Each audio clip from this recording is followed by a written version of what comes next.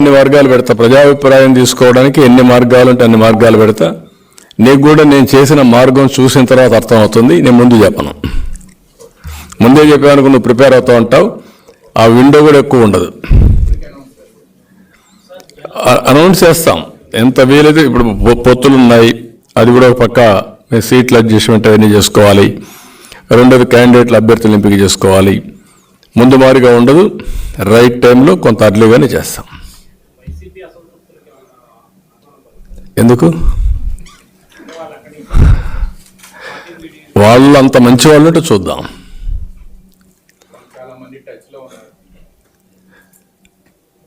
మునిగిపోయే పడవని దూకేయాలనుకుంటారు కదా, అది తప్పే ఉంది. చిల్లు పడింది, నీళ్ళన్నీ వస్తున్నాయి, ఇంక it is matter of time, అది మునిగిపోతుంది. అందరికీ తెలుసు ఆ పడవ మునిగిపోతుందని.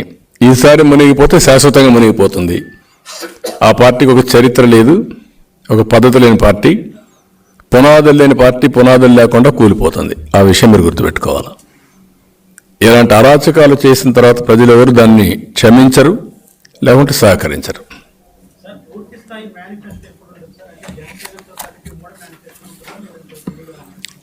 అన్నీ కూర్చొని వర్కౌట్ చేస్తున్నాం. ఎందుకంటే ఇప్పుడు ఇచ్చింది సూపర్ 6 ఇచ్చాం. Super 6 registrations are going on very well throughout the state. ఇప్పటికీ ఒక 36-37 లక్షల ఇండ్లు మా వాళ్ళు తిరగగలిగారు. అటు ఒక రోజున 1,20,000, 1,30,000 కూడా ఇంటికి వెళ్తున్నారు.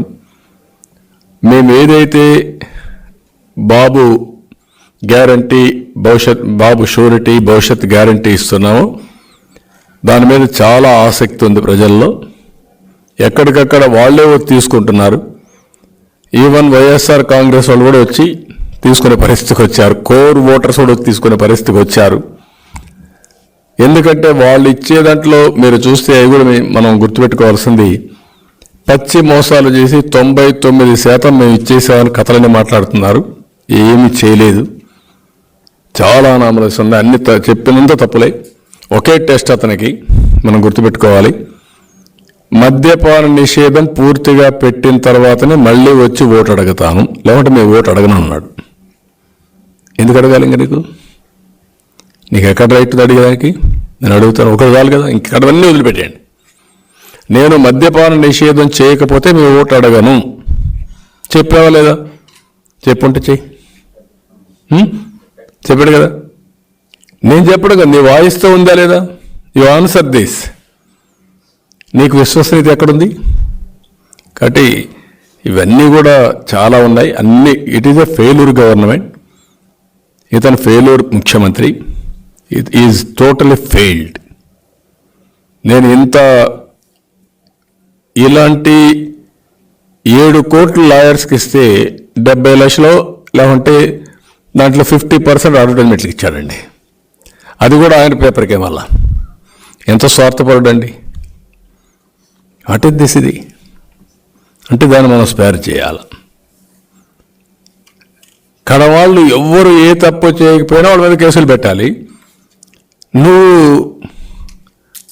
రాబరీ చేస్తావంటే, దోపిడీ చేస్తావంటే నువ్వు నీ వ్యవస్థలకి ఎవరు అడిగినా వాళ్ళ మీద కేసులు పెట్టాలి. అది ఏం పరిస్థితి చూద్దాం. ఓటర్స్ తెలంగాణ ఎలక్షన్ జరిగింది కదా, ఆ ఓటర్స్ వచ్చి మళ్ళీ ఇక్కడ ఓట్లు వేసే అవకాశం ఉందని చెప్పి ఒక మంత్రి, ఎమ్మెల్యేలు కూడా వెళ్ళి కలెక్టర్ కంప్లైంట్ ఇచ్చారు. ఏమైనా నకిలీ డబుల్ ఓట్లు వేస్తారేమో. ఇక్కడ నకిలీ ఓట్ల గురించి ఏమో మరి రెస్పాండ్ అవుతుంది. నేను ఏమంటానంటే, వీళ్ళ ఇష్ట ప్రకారం దొంగ ఓట్లు వేయడానికి, నకిలీ ఓట్లు సృష్టించడానికి ఇంత మునుపు చేశారు. మళ్ళా అదే ప్రాక్టీస్ చేస్తున్నారు. మేము కూడా పార్టీ యంత్రాంగం సమాయత్తం అయింది. దాన్ని సమర్థవంతంగా తిప్పికొడతాం. మా కమిటీలు కూడా బిఎల్ఏలు అన్ని గ్రామాల్లో వేసుకున్నాం. 46,000 బూతులకి బిఎల్ఏలు వేసాం. 46,000 బూతుల్లో మా వాళ్ళు వర్క్ చేస్తున్నారు. రిమోట్గా ఓట్లు కూడా యాడ్ చేసి డిలీట్ చేసే పరిస్థితికి వచ్చారు.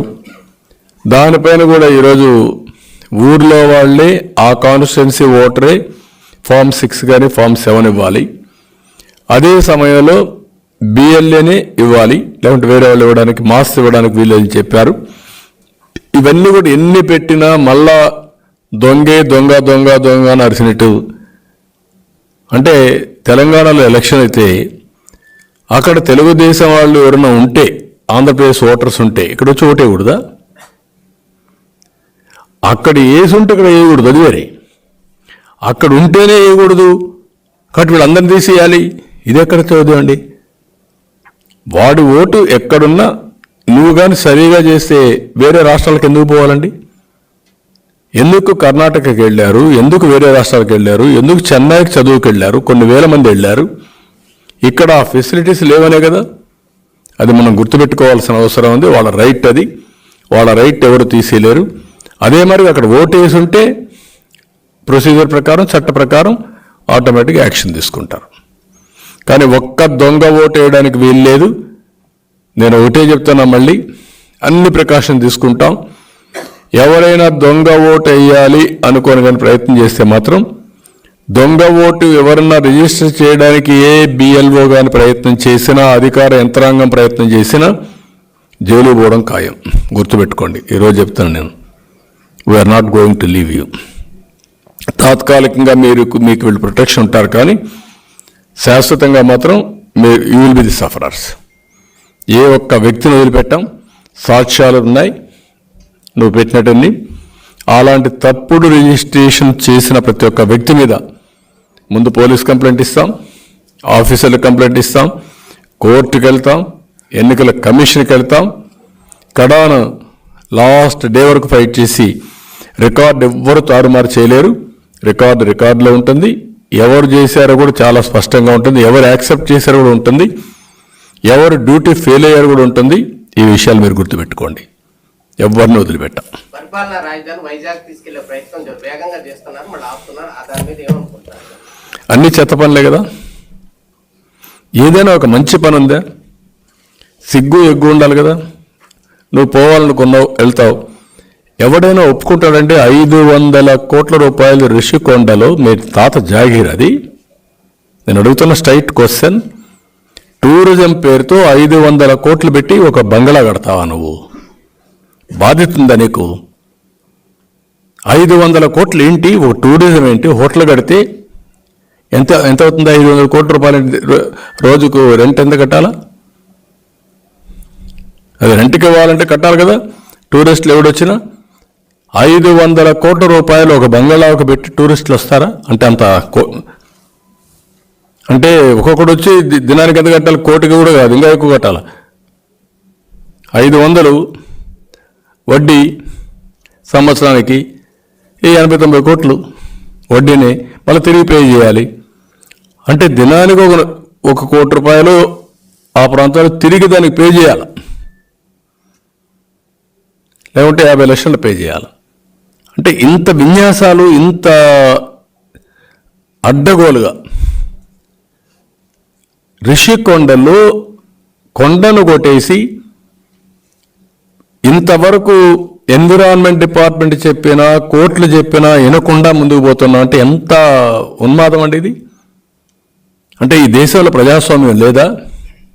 చెక్స్ అండ్ బ్యాలెన్సెస్ లేవా? అధికారం ఉండి ముఖ్యమంత్రి అయితే నీ ఇష్ట ప్రకారం చేసేస్తావా? వేరే వాళ్ళు పోతే జైలు పెట్టేస్తానంటావు, లేకుంటే పోలీసులు నేను పోతే రానిలేదు, జనసేన పోతే రానిలేదు, సిపిఐ పోతే ఎవరు పోయినా దారిలో కూడా రానియకుండా చేశారు. రానియకుండా చేసి అడ్డంగా ఇష్టానుసారంగా కొండలతో వేసే పరిస్థితికి వచ్చారు. అదే మామూలు వ్యక్తి జైల్లో పెట్టరా? ముఖ్యమంత్రిగా ఉంటే గొప్ప, చట్టం ముఖ్యమంత్రికి వర్తించదా? ఇది రాష్ట్ర ప్రజలు ఆలోచించాల్సిన అవసరం ఉంది. అంటే రాష్ట్ర ప్రజానీకం ఓటేసి నిస్సహాయాలుగా మారిపోతే ఇలాంటి దుర్మార్గులు కొండలు దోతారు. పవిత్రమైనటువంటి ఋషికొండ లాంటి కొండలు కూడా దోవేసి ఇష్టానుసారంగా చేస్తారు. దీనికి అంతటికి విరుగుడు మాత్రం ఒకటే, ప్రజా చైతన్యం. ఇలాంటి వాళ్ళు రాజకీయాల్లో ఉండడానికి కూడా అర్హత లేదు. రాజకీయ పార్టీలు పెట్టడానికి కాదు, రాజకీయాల్లో ఉండడానికి అర్హత లేని వాళ్ళు వచ్చి మరీ చేస్తున్నారు. మేము ఒకప్పుడు పోరాడేది ఒక హోందాగా ఉండేది. ఇష్యూస్ మీద పోరాడాం, సిద్ధాంతాలపైన పోరాడాం, సమస్యలపైన పోరాడాం, ఫెయిల్యూర్స్ పైన పోరాడాం. ఇది ఎక్కడికి పోవాలి? రిషికొండ పైన కూడా కట్టారు, ఇది తప్పు అని చెప్పించుకునే పరిస్థితికి వస్తే ఏమనాలి వెళ్ళి? ఇలాంటి చాలా ధరలు సాధ్యమా కాదా సార్? దానివల్ల రియల్ ఎస్టేట్ అంతా ఫ్లక్చుయేషన్ కాదు. సాధ్యం అవుతుందా? ఎట్లా అవుతుంది? నేనున్న క్లారిటీగా అడుగుతున్నాను, మాట్లాడుతున్నాను. 3 నెలల్లో నువ్వు ఇంటికి పోతున్నావు, నువ్వేం అడుగుతున్నావు? ప్రభుత్వం మార్చడానికి అవకాశం లేదని అడుగుతున్నావు, ప్రభుత్వానికి అధికారం లేదని అడుగుతున్నావు. ప్రభుత్వం అనేది ఒక ఆబ్లిగేషన్స్, గత ప్రభుత్వం చేసినటువంటి అగ్రిమెంట్ని కానీ ప్రజలకు ఇచ్చిన హామీలు కానీ అమలు చేయాల్సిన బాధ్యత ప్రభుత్వం పైన ఉంది. ఒక కామన్ మ్యాన్ 2 వ్యక్తుల పైన అగ్రిమెంట్ జరిగితే వైలేట్ చేస్తావు ఏకపక్షంగా? నువ్వు చేయలేరు కదా. నీ ఆస్తి ఇస్తానంట 10 లక్షలు డబ్బులు తీసుకుంటావు, లేదంటే రాసిస్తావు, మళ్ళా వచ్చిన ఆస్తి నాకు ఇచ్చేసి రేటు పెరిగిందంటే ఇస్తారా నీకు? మరి అదే కదా జరిగింది ఇక్కడ. ఎట్లా పోతావు నువ్వు? అంటే ఎవరిని బెదిరిస్తావు, ఎవరిని మొబ్బి పెడతావు? ఇవన్నీ కూడా మనం గుర్తుపెట్టుకోవాల్సింది. ప్రజల్లో చైతన్యం లేనంత వరకు మోసం చేస్తూ ఉంటారు. రేపు వాళ్ళు కూడా చైతన్యం లేదని నేను చెప్పను, వాచ్ చేస్తున్నారు. సమయం వచ్చినప్పుడు సరైన నిర్ణయం తీసుకుంటారు, బాగా కాల్చి వాత పెడతారు, చూడబోతారు. మరి థ్యాంక్ యూ.